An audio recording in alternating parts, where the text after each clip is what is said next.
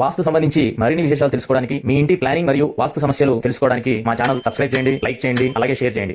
ఇందరికీ అభయం బులిచ్చు చేయి కందువగు శ్రీ గురుభ్యో నమః.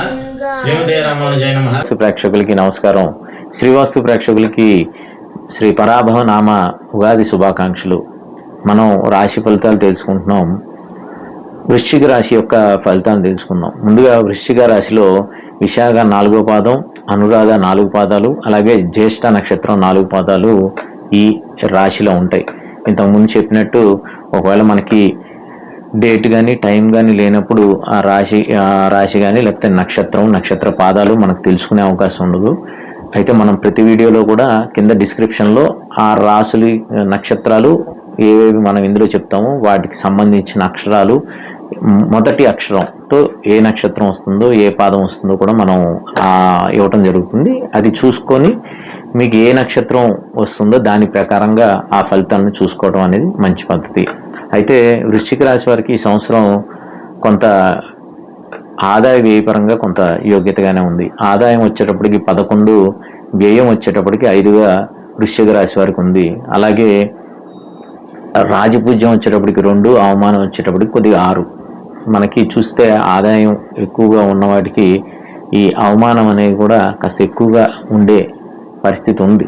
సరే, లేని వాళ్ళకి ఉంటుంది, ఉన్న వాళ్ళకి ఉంటుంది. ఎందుకంటే లేని వాళ్ళకి లేకపోవటం వల్ల చేసే పనులు, ఉన్న వాళ్ళకి ఉండటం వల్ల చేసే పనులు, దేనికైనా కూడా ఇది అనేది ఉంటుంది. అయితే ఈ రాశి వారికి గురుడు 3 విధాలుగా ఈ సంవత్సరం ఉంటాడు. మొదటగా 8వ స్థానంలో ఉంటాడు. జూన్ వరకు కొంత ఇబ్బందికరంగానే పనులకి కొద్దిగా వెనక్కి వెళ్ళే పరిస్థితి, అనుకున్న పనులు ముందుకు వెళ్ళలేని పరిస్థితి ఉంటాయి.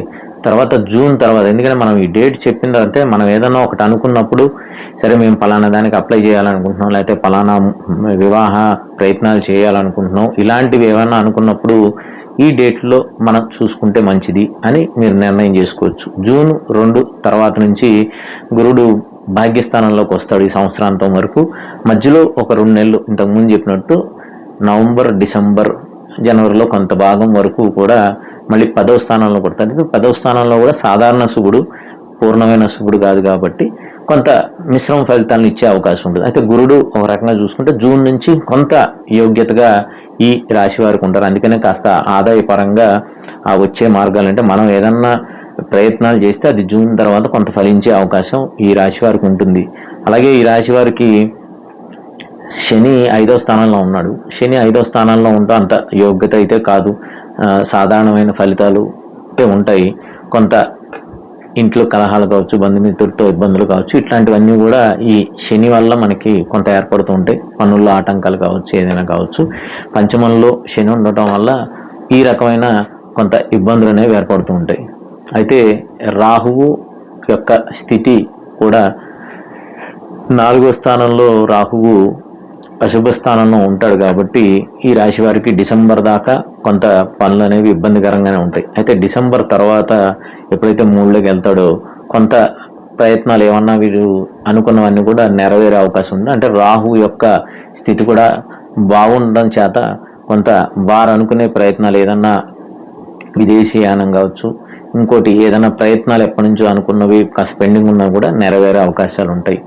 కేతువు 10, 11 స్థానాల్లో ఉంటాడు ఈ రాశి వారికి. ఆ సమయాల్లో ఏదైతే మనం డేట్లు చెప్పామో డిసెంబర్ వరకు, డిసెంబర్ తర్వాత కేతువు కూడా సాధారణ శుభుడైనందువల్ల మంచి ఫలితాలు ఇస్తారు.